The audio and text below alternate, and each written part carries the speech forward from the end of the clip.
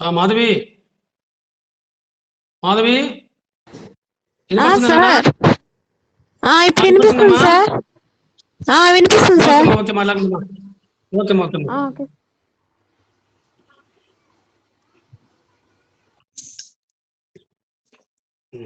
Very good afternoon అన్న. Madhavi very good afternoon. మనము గత క్లాసుల్లో మనము చెప్పిన విధంగా అనేక రాజకీయ పార్టీల గురించి చెప్పుకున్నాము. రాజకీయ పార్టీల యొక్క లక్షణాలు, తర్వాత రాజకీయ ప్రాంతీయ పార్టీల గురించి, వాటి గురించి, తర్వాత పార్టీ ఫిరాయింపుల గురించి మన క్లాసులో చెప్పుకున్నాము. తర్వాత ఈరోజు భారత రాజకీయ పార్టీలో, జాతీయ పార్టీల్లో ఒక పెద్ద పార్టీ బీజేపీ గురించి మనం తెలుసుకుంటాం. బీజేపీ గురించి మనం తెలుసుకుంటాం. ముఖ్యంగా ఈ యొక్క జాతీయ పార్టీ భారతీయ జనతా పార్టీ గురించి మనం ఈరోజు కొన్ని విషయాలు తెలుసుకుంటాం. జాతీయ పార్టీ పుట్టుక, దాని యొక్క లక్ష్యాల గురించి మనం కొన్ని విషయాలు ఈరోజు మనం తెలుసుకుంటాం. మనము మామూలుగా ప్రజాస్వామ్యంలో ఈ యొక్క రాజకీయ పార్టీలు అనేవి చాలా ముఖ్యమని మనము చెప్పవచ్చు. ఎందుకంటే ప్రజాస్వామ్య రాజ్యాల్లో ఈ యొక్క విడిదిరాని సంబంధాలు ఈ యొక్క రాజకీయ పార్టీలకు ఉన్నాయని చెప్పి మనం స్పష్టంగా చెప్పవచ్చు. ఎందుకంటే మనకు భారత రాజకీయ ప్రక్రియలో, పార్లమెంటరీ ప్రభుత్వంలో, సమాఖ్య వ్యవస్థలో ఈ రాజకీయ పార్టీలు చాలా ముఖ్యం. ఎందుకంటే ప్రభుత్వాలు స్థిరంగా ఉండాలంటే ఖచ్చితంగా రాజకీయ పార్టీలు చాలా అవసరం. మన భారతదేశంలో బహుళ పార్టీ వ్యవస్థ ఉంది. ముఖ్యంగా రాజకీయ స్థిరత్వానికి, సామాజిక ఐక్యతకు, ఆర్థిక సమన్వయాన్ని కల్పించేందుకు రాజకీయ పార్టీలు కృషి చేస్తాయని మనం స్పష్టంగా చెప్పవచ్చు. అదేవిధంగా ఈ యొక్క ప్రభుత్వాలు స్థిరంగా ఉండడానికి, అదేవిధంగా శాంతి భద్రతలు కాపాడడానికి ఇవన్నీ కూడా రాజకీయ పార్టీలు ప్రజాస్వామ్య ప్రభుత్వానికి మూల స్తంభాలని మనం చెప్పవచ్చు. ఎందుకంటే ప్రజలకు ప్రభుత్వానికి మధ్య వారధిగా ఈ యొక్క రాజకీయ పార్టీలు ఉంటాయని మనం చెప్పవచ్చు. శాసన నిర్మాణ శాఖ, కార్యనిర్వహణ శాఖ మధ్య సమన్వయం సాధించడానికి, ప్రజల అభిప్రాయ సేకరణకు, ఈ యొక్క ప్రజల యొక్క దగ్గరగా ఉండాలంటే రాజకీయ పార్టీలు చాలా అవసరమని మనం స్పష్టంగా చెప్పవచ్చు. కాబట్టి ముఖ్యంగా అధికార పక్ష నియంతృత్వ ధోరణులను మనం ఎండగట్టాలంటే ఈ రాజకీయ పార్టీలు చాలా అవసరం అని చెప్పి ముఖ్యంగా చెప్పవచ్చు. కాబట్టి భారతదేశంలో రాజకీయ పార్టీలలో మనకు జాతీయ పార్టీ అయిన భారతీయ జనతా పార్టీ గురించి ఈరోజు మనము స్పష్టంగా మనము తెలుసుకుంటాం. జాతీయ పార్టీ అంటే ముఖ్యంగా 4 రాష్ట్రాల్లో గెలిచిన పార్టీని జాతీయ పార్టీగా అంటారు. ఉదాహరణకు భారతీయ జనతా పార్టీ. ఈ భారతీయ జనతా పార్టీ అనేది మనకు భారతీయ జనసంఘ్ రూపమే మనకు భారతీయ జనతా పార్టీ. 1952లో శ్యామ్ ప్రసాద్ ముఖర్జీ జాతీయోద్యమ నాయకుడు మనకు ఆయన ఈ యొక్క పార్టీని జనసంఘ్ స్థాపించినది. ఈ యొక్క మామూలుగా ఈ జనసంఘ్ పార్టీలో ఇంతకుముందు అటల్ బిహారీ వాజ్పేయి, ఎల్కే అద్వానీ ఉన్నారని చెప్పి మనము స్పష్టంగా చెప్పవచ్చు. కాబట్టి ఈ యొక్క భారతీయ జనతా పార్టీ యొక్క పుట్టు గురించి తెలుసుకుంటే మామూలుగా మనకు కేంద్ర మంత్రిగా శ్యామ్ ప్రసాద్ ముఖర్జీ 1952లో ఈ పార్టీని స్థాపించినట్టు మనకు చెప్పయింది. అంటే ఆ రోజే మనకు రాజకీయ భావాలైన ఆర్ఎస్ఎస్ యొక్క రాజకీయ భాగముతో ఇది దగ్గర సంబంధం చెప్పవచ్చు. జనసంఘ్ 24 సంవత్సరములు మామూలుగా ఈ పార్టీ ఈ యొక్క సిద్ధాంతాలు ఉన్నాయి, అన్ని ఉన్నాయి. కానీ దాదాపు 24 సంవత్సరాలు ఉన్న దాదాపుగా ఈ పార్టీ స్థాపించి 1950 స్థాపించితే 1970 వరకు ఈ పార్టీ చెప్పుకోదగ్గ ప్రభుత్వాన్ని ఏర్పరిచే సంగతులు లేవు. కేవలము భారత జాతీయ కాంగ్రెస్ పార్టీకి 30 సంవత్సరములు జాతీయ కాంగ్రెస్ పార్టీ దేశంలో 4 యొక్క 30 సంవత్సరాలు కాంగ్రెస్ పార్టీ పాలిస్తే దానికి గట్టి పోటీ మామూలుగా అంటే ప్రధాన ప్రత్యర్థి పోటీగా మనకు భారతీయ జనతా పార్టీ అని చెప్పవచ్చు. కాబట్టి ఈ జనసంఘం ఎప్పుడు కూడా కాంగ్రెస్ పార్టీకి గట్టి పోటీ ఇవ్వలేదు. భారతీయ జనతా పార్టీ వచ్చిన తర్వాత జాతీయ కాంగ్రెస్ పార్టీకి ప్రత్యామ్నాయంగా ఒక గట్టి పోటీ ఇవ్వడం జరిగిందని చెప్పి చెప్పవచ్చు. కాబట్టి మనకు ఈ యొక్క జనసంఘం 24 సంవత్సరాలు ఉన్నా ఎలాంటి కూడా మామూలుగా రాలేని చెప్పవచ్చు. ముఖ్యంగా భారతీయ జనతా పార్టీలో అటల్ బిహారీ వాజ్పేయి, తర్వాత ఎల్కే అద్వానీ ముఖ్య నాయకులని ఇప్పుడు చెప్పవచ్చు. ముఖ్యంగా భారతీయ జనతా పార్టీ యొక్క ఉద్దేశం ఏంటంటే ఒకే విధానము, ఒకే దేశము, ఒకే జాతి, ఒకే జాతి భావము అనే సూత్రాలు ఉన్నాయి అని మనం స్పష్టంగా చెప్పవచ్చు. కాబట్టి ఇక్కడ కొన్ని విషయాలు మనము షేరింగ్ పీడిఎఫ్లో చేస్తాం, ఇది గమనించండి. బీజేపీ, భారతీయ జనతా పార్టీ, మీరు ఇక్కడ గమనించినట్లయితే భారతీయ జనతా పార్టీ భారతదేశంలో ప్రముఖ జాతీయ పార్టీల్లో ఒకటి.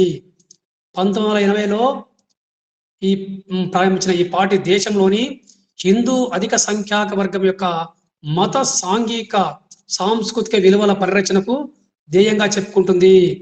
సాంప్రదాయ సాంఘిక నియమాలు, దృఢమైన జాతీయ రక్షణ దీని భావజాలాలని చెప్పవచ్చు. కాబట్టి భారతీయ జనతా పార్టీ యొక్క లక్ష్యాల గురించి మనం తెలుసుకుంటాం. దీని పుట్టుక గురించి మనము ప్రస్తుతం తెలుసుకుంటున్నాము. తర్వాత బీజేపీ యొక్క సిద్ధాంత నిర్మాణం గురించి తెలుసుకుంటాము. తర్వాత ఇది ఒక జాతీయ పార్టీ, తర్వాత బీజేపీ యొక్క ప్రధాన లక్ష్యాలు, తర్వాత భారతీయ జనతా పార్టీ పాలిత రాష్ట్రాలు, తర్వాత ప్రస్తుత దేశ ప్రధానమంత్రి నరేంద్ర దామోదర్ దాస్ మోదీ గురించి మనము స్పష్టంగా ఈరోజు మనం తెలుసుకుంటాం. కావున ఇక్కడ భారతీయ జనతా పార్టీ యొక్క ఒక పుట్టుక, ఆ యొక్క నిర్మాణం గురించి తెలుసుకోవాలంటే ఇది ఒక దేశము, ఒక జాతి, ఒకే జాతీయ భావం అనే సూత్రాల మీద ఆధారపడింది. 1975లో విధించిన శ్రీమతి ఇందిరాగాంధీ దేశ అత్యవసర పరిస్థితిని మొట్టమొదటగా అడ్డుకుంది భారతీయ జనసంఘ్ పార్టీలో చాలా మంది అద్వానీ, వాజ్పేయి, వేల మంది కార్యకర్తలు, జనసంఘ కార్యకర్తలు అనవసరంగా ఈ యొక్క జైలులో మగ్గిపోయారు. దేశ ఎమర్జెన్సీ ఇందిరాగాంధీ అత్యవసర పరిస్థితి ఇస్తే దానికి అడ్డుకోవడం కోసము ఈ ప్రభుత్వము నిర్బంధంగా అందరినీ జైల్లో వేసింది. కాబట్టి జనసంఘ్ పార్టీ 1975 అత్యవసర పరిస్థితిని మొట్టమొదట అడ్డుకున్న పార్టీ అని మనం చెప్పవచ్చు. కాబట్టి ప్రజాస్వామ్య ఉద్యమంలో ఒక జాతీయ ఒక పునరుద్ధరణకు అత్యవసర పరిస్థితిని ఎదుర్కొన్న, ఎమర్జెన్సీని ఎదుర్కొన్న పార్టీ ఏదంటే జనసంఘ్ చెప్పవచ్చు. కాబట్టి జనసంఘ్ ఈ యొక్క కార్యక్రమంలో కాంగ్రెస్ ఇతర కాంగ్రెస్ పార్టీలతో కలిసి ఈ యొక్క జనతా పార్టీగా 1970లో ఏర్పడింది. జనతా పార్టీగా 1970లో. ఇందులో భారతీయ జనసంఘ్ పార్టీలో కొంతమంది సభ్యులు బయటకు వచ్చారు. కొంతమంది బయటకు వచ్చి మొరార్జీ దేశాయ్ ప్రభుత్వం ఏర్పడింది. ఈ యొక్క జనతా పార్టీలో వాజ్పేయి, తర్వాత అద్వానీ మంత్రులుగా ఉన్నారు. వాజ్పేయి విదేశాంగ మంత్రిగా, అద్వానీ సమాచార మంత్రిగా మొరార్జీ దేశాయ్ యొక్క ప్రభుత్వంలో ఉన్నారు. కాబట్టి భారతీయ జనసంఘ దీంట్లో విలీనం కావడం, మంత్రులుగా వాజ్పేయి, అద్వానీ ఉండడం జరిగింది. 1979లో జనతా పార్టీ పతనమైంది. జనతా పార్టీ పతనం కావడంతో జనసంఘ్ నాయకులు దీంట్లో చేరారు. ఎందుకంటే ఈ యొక్క పార్టీలో ఏర్పడి కాంగ్రెస్ కు పోటీగా నిలబడింది. ఈ పరిస్థితిలో జనసంఘ నాయకులు అరెస్ట్ కావడం, తర్వాత 1977లో జరిగిన ఎన్నికల్లో ఇందిరాగాంధీకి వ్యతిరేకంగా జనతా పార్టీ గెలిచింది. ఈ జనతా పార్టీ గెలిస్తే ఈ యొక్క విదేశాంగ మంత్రిగా వాజ్పేయి, తర్వాత అద్వానీ సమాచార మంత్రిగా 2 సంవత్సరములు తర్వాత మొరార్జీ దేశాయ్ ప్రభుత్వం పడిపోయింది. జనతా పార్టీలో చీలిక రావడం, 1980లో వాళ్ళు బయటకు వచ్చి 1980 ఏప్రిల్ 6న భారతీయ జనతా పార్టీ స్థాపించడం జరిగిందని చెప్పవచ్చు. ఇందులో పార్టీ నాయకులు వాజ్పేయి తొలి భారతీయ జనతా పార్టీ అధ్యక్షుడిగా ప్రమాణ స్వీకారం చేశాడు. 1984లో శ్రీమతి ఇందిరాగాంధీ హత్య జరిగింది. ఆ ఎన్నికల్లో బీజేపీ ఓడిపోయింది. అద్వానీ రథయాత్ర చేశాడు. 1900 ఎన్నికల్లో ఈ యొక్క రథయాత్ర వలన 8 స్థానాలు గెలిచింది. జనతాదళకు బయట మద్దతు ఇచ్చింది. జనతాదళకు విపి సింగ్ ప్రభుత్వానికి భారతీయ జనతా పార్టీ మద్దతు ఇచ్చింది. విపి సింగ్ ప్రైమ్ మినిస్టర్ అయినాడు. అద్వానీ రథయాత్రను ఉత్తరప్రదేశ్లో అడ్డుకున్నారు. దీంతో బీజేపీ ప్రభుత్వము ఈ విపి సింగ్ ప్రభుత్వానికి మద్దతు ఉపక్రమించింది. దీంతో జనతాదళ ప్రభుత్వము పడిపోవడం జరిగింది.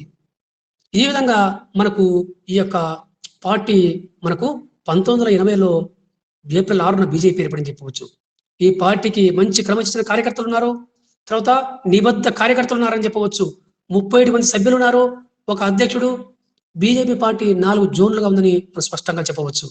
ఒక్కొక్క రాష్ట్రంలో జోనల్ కన్వీనర్స్ ఉన్నారు. ఆంధ్రప్రదేశ్ రాష్ట్రానికి సోము వీర్రాజు, తర్వాత ఇతర అన్ని రాష్ట్రాలు కూడా 22 రాష్ట్రాలు కూడా ఇన్ఛార్జీలో నియామకం చెప్పి చెప్పవచ్చు. కాబట్టి పార్టీ ప్రధాన కార్యదర్శులు కూడా ఉన్నారు. రాష్ట్ర పార్టీలో వివిధ సంఘాలకు అధ్యక్షులుగా ఉన్నారు. తర్వాత ఈ యొక్క 1984లో హత్య జరిగితే అక్కడ వాజ్పేయి మామూలుగా ఈ యొక్క ఇందిరాగాంధీ హత్య జరిగినప్పుడు ఓడిపోవడం జరిగింది అని మనం స్పష్టంగా చెప్పవచ్చు. కాబట్టి 1991 ఎన్నికల్లో కూడా మందిర్ అనే ఒక ప్రధాన సమస్య వచ్చింది. ఈ మందిర్ ప్రధానంలో 100 స్థానాలు గెలిచి ప్రధాన ప్రతిపక్షంగా బీజేపీ ఉందని చెప్పి మనము చెప్పవచ్చు. మైనార్టీ ప్రభుత్వం ఏర్పడింది. అప్పుడు ఆ ప్రభుత్వం ఏర్పడంతో ఇది మామూలుగా బలం కోల్పోయిందని చెప్పవచ్చు. ఆ తర్వాత మనకు ఇక్కడ చాలా రాష్ట్రాల్లో కూడా ఈ యొక్క బీజేపీ ప్రభుత్వాలు చెప్పి మనం చెప్పవచ్చు. ముఖ్యంగా సిద్ధాంతాల గురించి తెలుసుకుందాం. భారతీయ జనతా పార్టీ యొక్క సిద్ధాంతాల గురించి కొన్ని విషయాలు తెలుసుకోవాలి. ఈ యొక్క సిద్ధాంతాల్లో జాతీయవాదము అనేది మొట్టమొదటిది.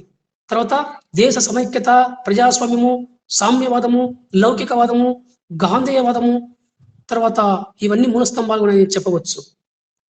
భారతదేశము ఏకేంద్ర రాజ్యం అని స్పష్టంగా చెప్పడం జరిగింది.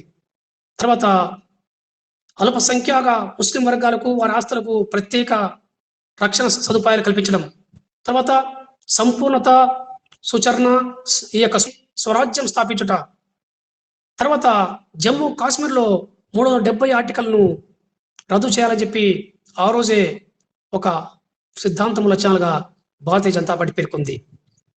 దీన్ని ప్రత్యేక రాజ్యాంగ ప్రతిపత్తిని జమ్మూ కాశ్మీర్కి రద్దు చేయాలని చెప్పి బీజేపీ ఇంతకుముందే చెప్పింది. ప్రస్తుతము 370 ఆర్టికల్ను రద్దు చేసి ప్రస్తుతము జమ్మూ కాశ్మీర్కి అక్కడ ఎలక్షన్స్ జరపాలని చెప్పి ప్రస్తుత దేశ ప్రధానమంత్రి మోడీ గారు ఈరోజు ఒక వీడియో కాన్ఫరెన్స్ పెట్టి అక్కడ అన్ని రాష్ట్ర నాయకులతో, పార్టీలతో జరిపి భారతీయ జనతా పార్టీ ఒక సంఘాన్ని ఏర్పరిచి జమ్మూ కాశ్మీర్లో ఈ యొక్క ఎలక్షన్స్ జరపాలని చెప్పి చెప్పడం జరిగింది. కావున ఈ విధంగా అదేవిధంగా ఈ సిద్ధాంతాల్లో పటిష్టమైన విదేశ విధానం రూపొందించాలి, తర్వాత అలీన విధానం రూపొందించాలి, అదేవిధంగా భారతీయ వారసత్వ సంపదను కాపాడాలి, అదేవిధంగా నాగరికతకు ప్రాధాన్యం ఇవ్వాలని చెప్పి బీజేపీ సిద్ధాంతంలో ముఖ్యమైన భావనలు. అంత్యోదయ విధానంలో భారతదేశంలో దారిద్ర్యాన్ని రూపురేఖలు మార్చాలని చెప్పి చెప్పినది.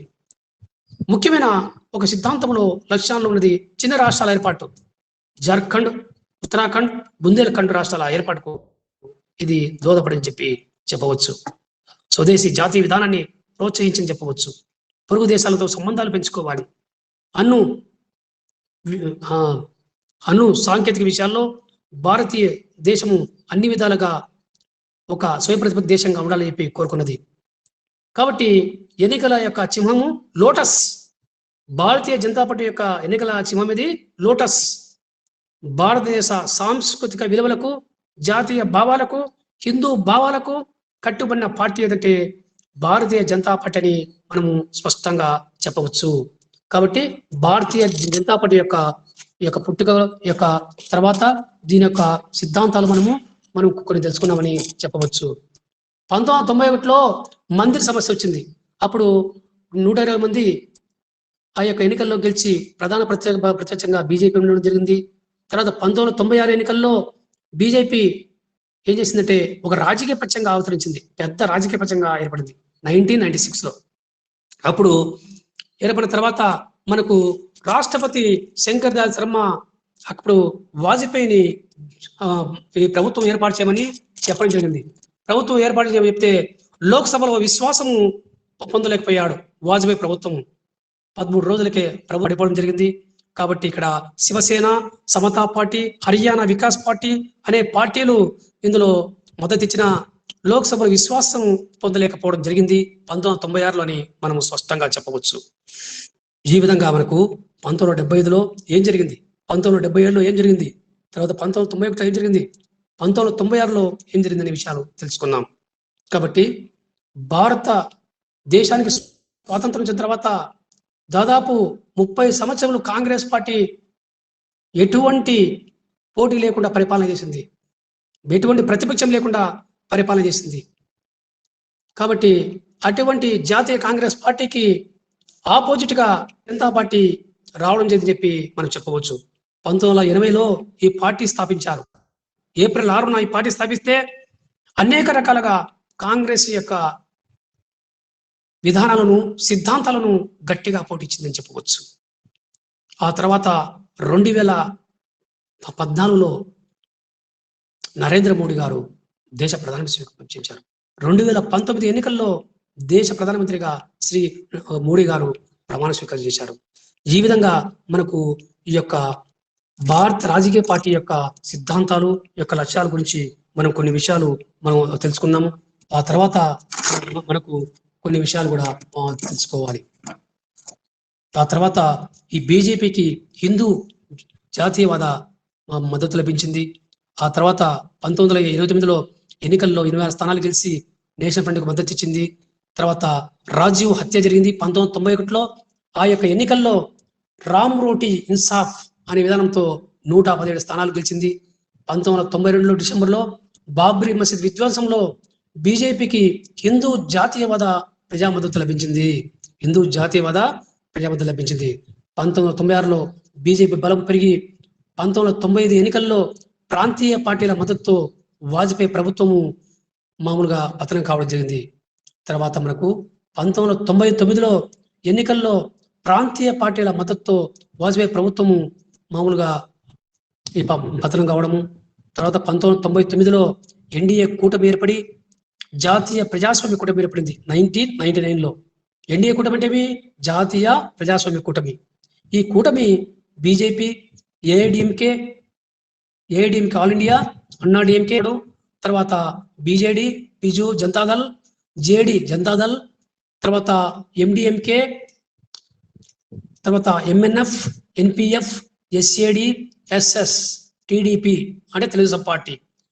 ఇవన్నీ కూడా వాజ్పేయి నాయకత్వం పట్ల పూర్తి విశ్వాసం కలిగి అక్కడ పూర్తిగా కాలము వాజ్పేయి ప్రభుత్వం స్థిరంగా 5 సంవత్సరాలు పరిపాలన చేసిందని చెప్పి చెప్పవచ్చు. తర్వాత 2004 ఎన్నికల్లో భారత్ వెలిగిపోతుంది అనే మాట రావడంతో సైనింగ్ ఇండియా అనే దానితో పోటీ చేసి భారతీయ జనతా పార్టీ 2004 ఎన్నికల్లో ఓటమి కావడం జరిగింది. 2004 ఎన్నికల్లో మన్మోహన్ సింగ్ దేశ ప్రధానమంత్రి నాయకత్వం గారి సోనియా గాంధీ దేశ ప్రధానమంత్రి కావాలంటే పౌరసత్వం చెల్లదని చెప్పి బీజేపీ అడ్డుపడింది. తర్వాత 2004 ఎన్నికల్లో ఈ యొక్క మన్మోహన్ సింగ్ దేశ ప్రధానిగా అయ్యాడు. తర్వాత 2009 ఎన్నికల్లో 116 సీట్లకు పరిమితమైన ఈ ప్రతిపక్షంలో బీజేపీ ఉండడం జరిగింది. 2014 ఎన్నికల్లో తర్వాత 2019 ఎన్నికల్లో దిగ్విజయంగా భారతీయ జనతా పార్టీ విజయం సాధించింది. కావున దాదాపు 10 సంవత్సరంలో ఈ యొక్క ప్రతిపక్షంలో ఉందని చెప్పి మనము స్పష్టంగా చెప్పవచ్చు. కావున ఈ విధంగా మనకు ఈ యొక్క బీజేపీ మనది ముఖ్యంగా ఈ యొక్క సిద్ధాంత నిర్మాణం గురించి మనం తెలుసుకున్నట్లయితే ఈ యొక్క బీజేపీ పార్టీ అనేది భారతీయ సంస్కృతికి, భారతీయ వ్యవస్థలో హిందూ, జైన, బౌద్ధ మతాల అన్ని మతాలకు ఈ యొక్క రక్షకురగా భావించింది. కావున జాతీయ వాదులకు హైందవ రాష్ట్రం అంటే హిందూ దేశమని చెప్పడం జరిగింది. కావున సాంస్కృతిక జాతీయవాదాన్ని బీజేపీ పెంపొందని చెప్పి చెప్పవచ్చు. దాదాపు 5000 సంవత్సరంలో పుట్టిన హైందవ సంస్కృతి, తర్వాత చరిత్ర, నమ్మకాలు, ఆరాధనలు ఇవన్నీ కూడా బీజేపీ యొక్క లక్ష్య ఉద్దేశమని మనం స్పష్టంగా చెప్పవచ్చు. కాబట్టి భారత ప్రజలు అందరికి కూడా ఈ సింధు నదిలో జీవించారు. తర్వాత సింధు నది వాస్తవులు వారి వారసులనే భావన బీజేపీ ఈ యొక్క మొత్తము ఈ యొక్క భావనతో ముందుకు రావడం జరిగిందని చెప్పి చెప్పవచ్చు. కావున మనకు భారతీయ జనతా పార్టీ అనేది ఒక ముఖ్యమైన జాతీయ పార్టీ అని చెప్పి మనము చెప్పవచ్చు. కావున ఈ విధంగా మనకు భారతీయ పార్టీ యొక్క ప్రధాన లక్ష్యాల్లో మనం చెప్పుకునే అంశాలు మామూలు కొన్ని ఉన్నాయి. భారతదేశాన్ని శక్తివంతమైన సౌభాగ్యవరంగా దేశంగా తీర్చిదిద్దమని దీని తర్వాత ప్రాచీన సంస్కృతిని ప్రపంచానికి చాటి చెప్పడం, దేశాన్ని అభివృద్ధి పథకంలోకి పరిమించడం, ప్రపంచంలో భారతదేశాన్ని శక్తివంతమైన దేశంగా తీర్చిదిద్దడం, ప్రపంచ శాంతి, అంతర్జాతీయ న్యాయంలో భారత పాత్రను పెంచడం, తర్వాత రాజ్యాంగంలో అన్ని విషయాలు, తర్వాత విశాలమైన ఆశయాలు, దేశాన్ని శక్తివంతమైన ప్రజాస్వామ్య రాజ్యాంగ తీర్చిదిద్ది కుల మత లింగ భేదాలు లేకుండా రాజకీయ, ఆర్థిక, సాంఘిక న్యాయాన్ని, స్వేచ్ఛను కల్పించడం, పార్టీ ఆశయాలుగా పెట్టుకుంది అని మనం స్పష్టంగా చెప్పవచ్చు. కావున మనకు పార్టీలో చాలా మంది ముఖ్యమైన నాయకులు ఉన్నారు. బీజేపీ పార్టీలో వెంకయ్య నాయుడు, తర్వాత రాజ్నాథ్ సింగ్, తర్వాత గడ్కరీ, తర్వాత వీళ్ళంతా కూడా మంచి ఈ పార్టీలో సీనియర్ నాయకులుగా ఉండి, తర్వాత కొంతమంది సీనియర్ నాయకులు వివిధ రాష్ట్రాల గవర్నర్లు కూడా నియామకం జరిగింది. ఈరోజు బీజేపీ మామూలుగా ఈ యొక్క పక్కన కర్ణాటకలో మామూలుగా మెజార్టీ సాధించి ప్రభుత్వాన్ని ఏర్పరిచింది. శివసేన ఈ యొక్క బీజేపీలో ఉన్నది, అది బయటకు వచ్చి ఈరోజు శివసేన పార్టీ బీజేపీలో మిత్రపక్షంగా ఉండి ఇంతకుముందు ఉన్నది, ఇప్పుడు ప్రస్తుతం లేకుండా అది కూడా రాష్ట్ర ప్రభుత్వాన్ని మహారాష్ట్రలో ఏర్పరిచని చెప్పవచ్చు. అదేవిధంగా ఈ యొక్క భారతదేశమంతా రాష్ట్రాలలో కూడా ఈ పార్టీ సొంతంగా అధికారము ప్రభుత్వాలు ఉన్నాయని చెప్పి మనం చెప్పవచ్చు. కావున వీళ్ళు ఒకే దేశం, ఒకే జాతి, ఒకే ప్రాంతం అనే దాంట్లో ఇది ఈ ఈ యొక్క భారతీయ జనతా పార్టీ చిన్న రాష్ట్రాలకు మామూలు మద్దతు ఇచ్చింది. అదేవిధంగా 1947, 1962, తర్వాత 1972లో పాకిస్తాన్ చైనా యుద్ధం వచ్చినప్పుడు కూడా ఈ భారతీయ జనతా పార్టీ వారికి మద్దతుగా ఉండి ఈ చైనా దేశము తర్వాత పాకిస్తాన్తో మనం చాలా జాగ్రత్తగా ఉండాలని చెప్పి గట్టిగా ఒక వార్నింగ్ కూడా ఇవ్వడం జరిగింది. అదేవిధంగా భారతీయ జనతా పార్టీ వాజ్పేయి ప్రభుత్వం కూడా ఈ యొక్క పాకిస్తాన్, ఈ యొక్క చైనా దేశంతో ఉగ్రవాద దాడుల నుంచి పటిష్టమైన చర్యలు తీసుకున్నాడు. అదేవిధంగా నరేంద్ర మోడీ గారు ఒక రాష్ట్ర ముఖ్యమంత్రి, గుజరాత్ ముఖ్యమంత్రిగా దాదాపు 10 సంవత్సరాలు పరిపాలన చేశాడు. ఆయన ఆ తర్వాత 2014లో మామూలుగా ఒక దేశ ప్రధానమంత్రిగా ప్రమాణ స్వీకారం చేసి దేశాన్ని సమర్థవంతంగా నడిపి ఈరోజు అంతర్జాతీయ సంబంధాల్లో అలీన విధానం పాటించి దేశ సమగ్రతకు అన్ని చర్యలు తీసుకున్నారని చెప్పి మనం చెప్పవచ్చు. ఈరోజు విదేశాలతో అంతర్జాతీయ సంబంధాలు, శాస్త్ర సాంకేతిక సంబంధాలు, సైనిక సంబంధాలు, అదేవిధంగా దేశం యొక్క అభివృద్ధిని కాపాడడానికి పటిష్టమైన ఒక ప్రణాళికవంతమైన విధానాన్ని వాజ్పేయి ప్రభుత్వము ఇంతకుముందు తీసుకున్నది. ఇప్పుడు నరేంద్ర మోడీ ప్రభుత్వం కూడా 2014 యొక్క ఎన్నికల్లో గెలిచి అఖండ మెజార్టీ గెలిచి దాదాపు 5 సంవత్సరాలు స్వచ్ఛమైన పాలన భారతీయులకు ఇచ్చాడు. అదేవిధంగా అనేక యుద్ధాలు వచ్చాయి. పాకిస్తాన్ మన దేశంపై ఉగ్రవాద దాడులు చేస్తుంది. అదేవిధంగా మనకు ఈ చైనా దేశము విపరీతమైన దాడులకు దిగుతుంది. అయినా కానీ నరేంద్ర మోడీ గారు ఒక శక్తివంతమైన సైన్యాన్ని ఏర్పరిచి అమెరికాతో మంచి సంబంధాలు తీసుకొని, అదేవిధంగా రష్యాతో మంచి సంబంధాలు తీసుకొని ఈరోజు దేశాన్ని పటిష్టవంతమైన ఒక రాజ్యంగా ఏర్పడిన వ్యక్తి ఒక నరేంద్ర మోడీ. ఆ రోజు సోనియా గాంధీలో అంటే కాంగ్రెస్ వ్యవస్థలో ఈ యొక్క మామూలుగా పార్టీ పగ్గాలు చేపట్టిన ఈ యొక్క రాహుల్ గాంధీ కూడా ఈరోజు ప్రభుత్వాన్ని ఒక ప్రతిపక్షంగా లేకపోవడము, ఈ యొక్క ప్రతిపక్షంగా ఉన్న ఎలాంటి భావోద్వేగాలు లేకుండా సమర్థవంతంగా పరిపాలన చేయడం వల్ల బీజేపీని ఏమని లేకపోతున్నారు. కాబట్టి 2 పార్టీలు, జాతీయ పార్టీలు, జాతీయ కాంగ్రెస్ పార్టీ, భారతీయ జనతా పార్టీ.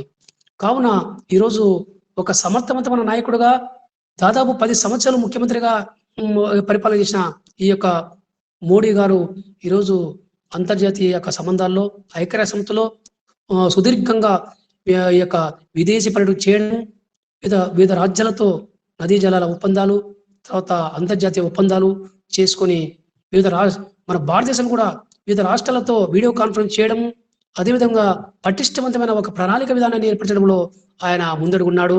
నిరంతరంగా దేశాన్ని ఎప్పుడు కూడా ఎల్లవెల్లలా వివిధ రాష్ట్ర ముఖ్యమంత్రులతో మాట్లాడము ఇలా చేయడం జరుగుతుంది. కావున భారతదేశంలో ఒక ప్రజాస్వామ్య విధానాన్ని ఏర్పరచాలంటే భారతీయ జనతా పార్టీ అన్ని వర్గాలకు సమన్వయం కల్పిస్తుంది. కొంతమంది ఏదో ఒక హిందువులు మాత్రమే ఉన్నారు, హిందూ యొక్క రాజ్యాంగ స్థాపితాన్ని కాదు. భారతదేశంలో భిన్నత్వంలో ఏకత్వం, అన్ని వర్గాల వారి ప్రజలు ఉన్నారు. హిందువులు ఉన్నారు, ముస్లింలు ఉన్నారు, క్రైస్తవులు ఉన్నారు. అల్ప సంఖ్యాక వర్గాల వారికి, మైనార్టీ వర్గాల వారికి అందరికి కూడా ఈ యొక్క ఈక్వాలిటీ, సమానత భయం చూపించాలని చెప్పి అనేక సంస్కరణలు ఈ భారతీయ జనతా పార్టీ ప్రభుత్వము ముందుగా తీసుకొచ్చని చెప్పి మనం చెప్పవచ్చు. కావున ఈ యొక్క భారతీయ జనతా పార్టీ ప్రస్తుతము 2019 ఎన్నికల్లో అఖండ మెజార్టీ గాయించి ఈరోజు ఈ యొక్క రాబో కాలంలో కొన్ని సంస్కరణలు తీసుకురావాలని చెప్పి ఈ యొక్క జమిలీ ఈ యొక్క ఎన్నికలు జరపాలని చెప్పి ఆలోచన ఈ యొక్క ప్రభుత్వానికి ఉంది. ఒకే ఎన్నికలు, ఒకే రాష్ట్రము, ఒకే దేశం అనే విధానంతో ముందుకు రావడం భారతీయ జనతా పార్టీ ఉద్దేశమని మనం స్పష్టంగా చెప్పవచ్చు. ఈ విధంగా మనకు భారతీయ జనతా పార్టీ 1975లో జరిగిన సంఘటనలు, 1977లో జరిగిన సంఘటనలు, తర్వాత 1991, తర్వాత 1996 జరిగిన సంఘటనలు అన్నీ కూడా మనము తెలుసుకోవడం జరిగింది. అదేవిధంగా భారతీయ జనతా పార్టీ యొక్క సిద్ధాంతాల గురించి మనం కొన్ని విషయాలు తెలుసుకోవడం జరిగింది. ఈ విధంగా మనకు ఈ యొక్క ఎన్డీఏ కూటమిలో చాలా పార్టీలు ఈరోజు ఎన్డీఏ కూటమి నుంచి చాలా పార్టీలు బయటికి రావడం జరిగింది. ఈ విధంగా మనకు భారతీయ రాజకీయ పార్టీ అయిన జాతీయ పార్టీ అయిన భారతీయ జనతా పార్టీ ముఖ్యంగా దేశంలో ఈ యొక్క బడుగు వర్గాల వారికి, తర్వాత మైనారిటీ వర్గాల వారికి, తర్వాత ముస్లింలకు అందరినీ కూడా ఒక తాడిపై నడిపించి దేశాన్ని ఒక అభివృద్ధి పథంలో ముందుకు తీసుకెళ్ళడానికి అన్ని ఒక ప్రణాళికాబద్ధంగా ఏర్పరిచే ఒక జాతీయ పార్టీ అని చెప్పవచ్చు. జాతీయ కాంగ్రెస్ పార్టీకి ఒక ప్రధానమైన ప్రత్యర్థి పార్టీ ఏదంటే భారతీయ జనతా పార్టీ అని మనం స్పష్టంగా చెప్పవచ్చు. ఈరోజు ఉపరాష్ట్రపతిగా వెంకయ్య నాయుడు మామూలు ఉండడం జరిగింది. బలమైన ఒక ప్రతిపక్షంగా దేశానికి అన్ని సలహాలు దాదాపు 10 సంవత్సరాలు దేశంలో ప్రతిపక్షంగా ఉన్న భారతీయ జనతా పార్టీ జాతీయ కాంగ్రెస్ పార్టీకి సోనియా గాంధీకి, తర్వాత డాక్టర్ ఇంతకుముందు దేశ ప్రధానమంత్రిగా ఉన్న డాక్టర్ మన్మోహన్ సింగ్ 2 సార్లు దేశ ప్రధానమంత్రిగా ఉన్నాడు. మన్మోహన్ సింగ్ కూడా తర్వాత రాష్ట్రపతిని ఈ యొక్క నియామకంలో కానీ, తర్వాత అన్ని కూటములు ఏర్పరిచి దేశాన్ని సమైక్యంగా నడపడానికి అన్ని రాజకీయ పార్టీలతో మిళితం చేసి ఈరోజు జమ్మూ కాశ్మీర్లో ఉన్న 370 ఆర్టికల్ను రద్దు చేసిన ఒక గొప్ప జాతీయ పార్టీ అంటే భారతీయ జనతా పార్టీ. ఆ రాష్ట్రంలో ఈరోజు ఎన్నికలు జరపాలా, రాజకీయ ప్రతిపత్తి కోసం వివిధ పార్టీలు మొన్న ప్రత్యేక సమావేశం కావచ్చింది. అన్ని పార్టీలు ఒక తాటిపై తెచ్చి భారతీయ జనతా పార్టీ ఆ రాష్ట్రంలో ఎన్నికలు ఖచ్చితంగా మేము నిర్వహిస్తామని చెప్పి శపథం చేసిన మన దేశ ప్రధానమంత్రి మోడీ గారని చెప్పవచ్చు. ఈ విధంగా భారతీయ యొక్క బీజేపీ భారతీయ జనతా పార్టీ ఏ సమస్యలు వచ్చినా, అంతర్జాతీయ సమస్యలు వచ్చినా, మనకు ఈ చైనా నుంచి తర్వాత పాకిస్తాన్ నుంచి అనేక సమస్యలు వస్తున్నాయి. సైనిక సమస్యలు, ఉగ్రవాద దాడులు, ఈ యొక్క ముస్లిం రాజ్యాన్ని స్థాపించాలని వాళ్ళు జమ్మూ కాశ్మీర్ పోరాటాలు చేస్తున్నారు. అయినా కానీ అనేక యుద్ధాలలో ఈ యొక్క కార్గిల్ యుద్ధ సమస్యలో భారతీయ జనతా పార్టీ చేసిన శ్రమ చూస్తే నిరంతరంగా ఈ యొక్క దేశానికి చేసిన గొప్ప సేవ అని చెప్పవచ్చు. కార్గిల్ యుద్ధము భయంకరంగా జరిగింది. అటువంటి యుద్ధాన్ని సమర్థవంతంగా ఎదుర్కొన్న పార్టీ ఏంటంటే భారతీయ జనతా పార్టీ అని మనం స్పష్టంగా చెప్పవచ్చు. ఈరోజు అమెరికాతో, రష్యాతో మంచి స్నేహ సంబంధాలు కలిగి భారతీయ జనతా పార్టీ నాయకులు నరేంద్ర మోడీ గారు, వాజ్పేయి గారు, అదేవిధంగా రాజ్నాథ్ సింగ్, ఎల్కే అద్వానీ, సీనియర్ ప్రముఖ నాయకులు, రాజ్యాంగ నిపుణులు భారతీయ జనతా పార్టీలో ఉన్నారు. తర్వాత శాస్త్ర సాంకేతిక నిపుణులు ఉన్నారు, మంచి మేధావులు ఉన్నారు. పార్టీ పగ్గాలు చేపట్టి పార్టీకి సూచనలు ఇచ్చు ఈరోజు వారు దేశ సమైక్యతకు, సమగ్రతకు నడుము బిగిస్తున్నారని చెప్పి మనం స్పష్టంగా చెప్పవచ్చు. కాబట్టి ఈరోజు మనము భారతీయ జనతా పార్టీ యొక్క సిద్ధాంతాలు, తర్వాత ఈ యొక్క నిర్మాణాల గురించి మనం స్పష్టంగా కొన్ని విషయాలు తెలుసుకుందాం. కావున ఈ పీడిఎఫ్లో మీకు ఇవన్నీ విషయాలు ఉన్నాయి, షేర్ చేస్తాము. మీరు మీరు ఖచ్చితంగా భారతీయ జనతా పార్టీ యొక్క గురించి స్పష్టంగా మీకు పీడిఎఫ్లో అన్ని విషయాలు ఉన్నాయి. మీకు వాట్సాప్లో ఇది షేర్ చేస్తాము, మీరు చూడవచ్చు. కాబట్టి భారతీయ జనతా పార్టీ బీజేపీ పుట్టుక, తర్వాత బీజేపీ యొక్క సిద్ధాంత నిర్మాణము, తర్వాత జాతీయ స్థాయి పార్టీ, బీజేపీ యొక్క ప్రధాన లక్ష్యాలు మనం తెలుసుకున్నట్లయితే భారత రాజ్యాంగంలో 370 అధికరణ తొలగింపు, కామన్ సివిల్ కోడ్ ప్రకటించము, గోవధను నిషేధించడము, మత మార్పిడిపై నిషేధం విధించడము, అయోధ్యలో రామ జన్మభూమి ఆలయ నిర్మాణము, భారతదేశంలో జమ్మూ కాశ్మీర్ యొక్క పూర్తి స్థాయి రాజకీయ భౌగోళిక విలీనాన్ని సాధించడము, ఇవన్నీ కూడా భారతీయ జనతా పార్టీ యొక్క లక్ష్యాలుగా మనం చెప్పవచ్చు. కాబట్టి భారతీయ జనతా పార్టీ పాలిత రాష్ట్రాల గురించి మనము తెలుసుకున్నాం. తర్వాత మన దేశ ప్రధానమంత్రి నరేంద్ర మోడీ, ఈయన దాదాపుగా గుజరాత్ ముఖ్యమంత్రిగా 10 సంవత్సరములు ముఖ్యమంత్రిగా ఉన్నాడు. 2012 శాసనసభలో ఎన్నికల్లో గెలిపించి గుజరాత్ ముఖ్యమంత్రిగా ఉన్నాడు. తర్వాత 2000 నుంచి 2014 మే 20 వరకు ఆయన మామూలుగా ముఖ్యమంత్రిగానే ఉన్నాడు. 2014 తర్వాత మనకు దేశ ప్రధానమంత్రిగా మామూలుగా ఈ యొక్క మోడీ గారు రావడం జరిగింది. అమెరికా దేశము యొక్క గుజరాత్ రాష్ట్రం యొక్క అభివృద్ధిని చూసి అమెరికా కూడా మంచి గుజరాత్ ముఖ్యమైన నిదర్శన రాష్ట్రం అని చెప్పి చెప్పడం జరిగింది. కావున 2000లో ఈ యొక్క నరేంద్ర దామోదర్ దాస్ మోదీ దిగ్విజయంగా దేశ ప్రధానమంత్రిగా 5 సంవత్సరాలు పంపించాడు. తర్వాత ప్రస్తుతము 2019 ఎన్నికల్లో భారీ మెజార్టీతో గెలిచి నరేంద్ర మోడీ ఈరోజు భారత ప్రభుత్వం యొక్క అధికార బాధ్యతలు స్వీకరించాడు. దేశ ప్రధానమంత్రి నియమించాడు. ఈ పార్టీలో చాలా మంది ఈ యొక్క మంత్రిమండలిలో కూడా మంచి అగ్రనాయకులు ఉన్నారు భారతీయ జనతా పార్టీలోని మనం స్పష్టంగా చెప్పవచ్చు. కాబట్టి ఈ విధంగా మనము ఈరోజు భారతీయ జనతా పార్టీ యొక్క సిద్ధాంతాలు, లక్ష్యాలు, తర్వాత పార్టీ పుట్టుక, ఆ పార్టీ యొక్క ప్రభుత్వం గురించి మనం స్పష్టంగా ఈరోజు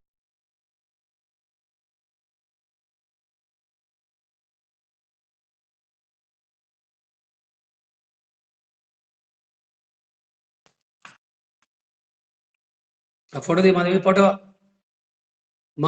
వచ్చి మాధవి ఫోటో ఆన్ చేయరు మరి వినిపించిందా లెసన్ లేదా? Okay okay thank you. ఈరోజు ప్రశాంతంగా ఉండవు, ఈరోజు ప్రశాంతంగా ఉండవు, నువ్వు ప్రశాంతంగా ఉండవు. అసలు చాలా మంది రావడం లేదు క్లాస్ కి, చాలా మంది రావడం సిగ్నల్ నేను లేకపోతే రాను సార్. సిగ్నల్ ఉంటే కంపల్సరీ మీ క్లాస్ వింటాను నేను. అబ్బాబ్బా ఖచ్చితంగా మా సరే మా థ్యాంక్ యూ. ఎందుకంటే సుస్మిత ఎన్నిసార్లు చెప్పినా రాలేదు, అమ్మాయి కూడా వచ్చిపోయింది. ఇప్పుడు లింక్ సుస్మిత జాయిన్ అయ్యి వెళ్ళిపోయింది బయటికి, కొద్దిసేపు ఉంది సుస్మిత జాయిన్ వెళ్ళిపోయింది. మా కమలాకర్ కంపల్సరీ నేను వింటాను సార్. సిగ్నల్ లో ఉండకపోతే ఇబ్బంది పడుతున్నాను అంతే. ఖచ్చితంగా రావడం మా క్లాస్ కి, అందరూ కూడా ఆన్లైన్ క్లాస్ రాండి. చాలా సంతోషం ఈరోజు వచ్చినామా, చాలా సంతోషం. ఓకే సార్, థ్యాంక్ యూ మా Madhavi. Okay thank you sir.